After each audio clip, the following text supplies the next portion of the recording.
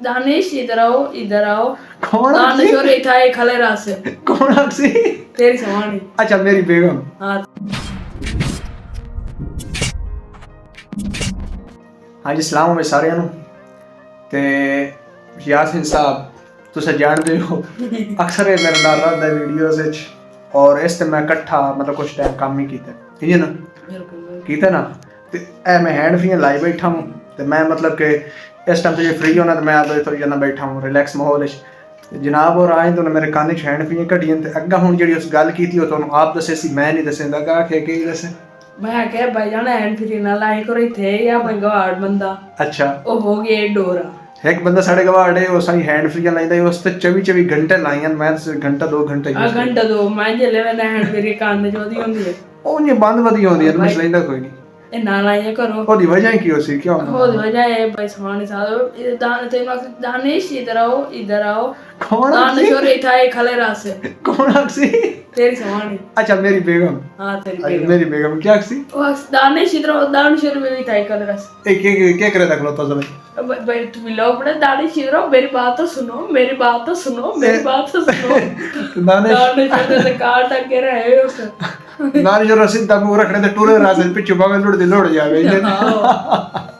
लेकिन खैर अल्लाह खैर करे सी यही नहीं होता बाकी अगर कोई पता नहीं हो ही ना जावे तो जेडी बन सी उन्हें पहले पता होना चाहिए कि मैं हैंड फ्री यूज करे ना ते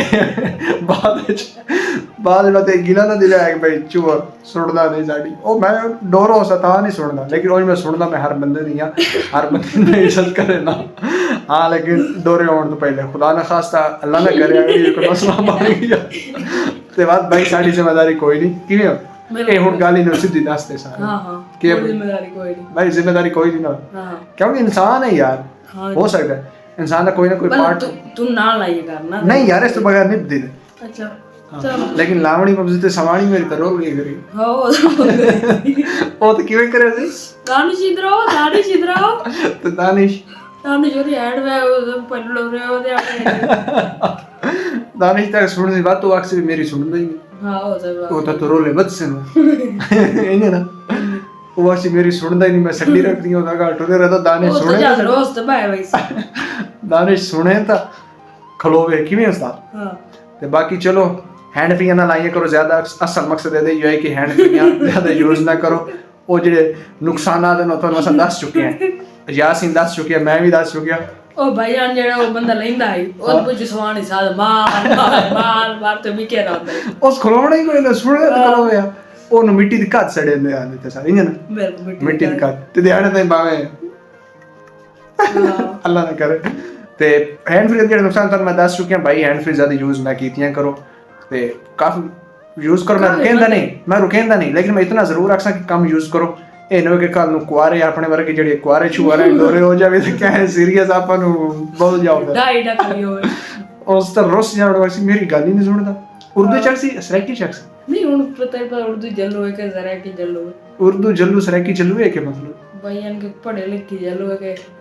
ਜਿੱਤੇ ਕੋਣੀ ਮੇ ਜੱਲੂ ਨਹੀਂ ਜਟੋ ਕੋਣੀ ਸਹੀ ਰਾਸੀ ਬਸ ਹਾਂ ਪੱਟੇ ਛੱਟੇ ਬਦਾ ਮਿਲਾ ਜਿਲਾ ਤੇ ਮਿਲਾ ਉਹਨੂੰ ਤੇ ਆ ਲੇਕਿਨ ਪੜ੍ਹੀ ਲਿਖੀ ਹੋਵੇ ਤਾਂ ਚਾਸੀ ਹੋਵੇ ਹਾਂ ਵਲੌਗ ਚੋਣ ਬਣਾਈ ਸੀ ਤੇ ਆਇਆ ਅਬ ਨਹੀਂ ਵਲੌਗਿੰਗ ਮਾਵੇਂ ਕਰੇ ਨਾ ਮੋੜ ਐਂ ਕਰ ਦੋਵੇਂ ਸ਼ਾਦੀ ਕਰ ਲਾ ਦੋ ਸ਼ਾਦੀ ਕਰ ਲਾ ਮੈਂ ਤਾਂ ਗਿਲਿੰਦਾ ਵਾ ਦੋ ਅੱਗੇ ਉਦੋਂ ਕੀਤੀ ਹੈ ਮੈਨੂੰ ਡੋਰਾ ਖਲੋਤਾ ਉਦੋਂ ਕੀਤੀ ਡੋਰਾ ਖਲੋਤਾ ਉਦੋਂ ਮੈਨੂੰ ਗਿਲਾਉ ਨਾਲ ਬਾਕੀ ਚਲੋ ਥੈਂਕ ਯੂ ਸੋ ਮਚ ਅੱਗੇ ਮਿਲ ਸੇ ਨਵੇਂ ਵਲੌਗ ਵਿੱਚ ਦਾਨੀ ਦਾ ਬ੍ਰਾਂਡ YouTube ਚੈਨਲ ਨੂੰ ਸਬਸਕ੍ਰਾਈਬ ਕਰੋ ਬੈਲ ਆਈਕਨ ਦਬਾ ਦਿਓ ਨਵਾਂ ਵਲੌਗ ਆਉਣ ਤੱਕ ਫਿਲਹਾਲ ਅੱਲਾ ਹਾਫਿਜ਼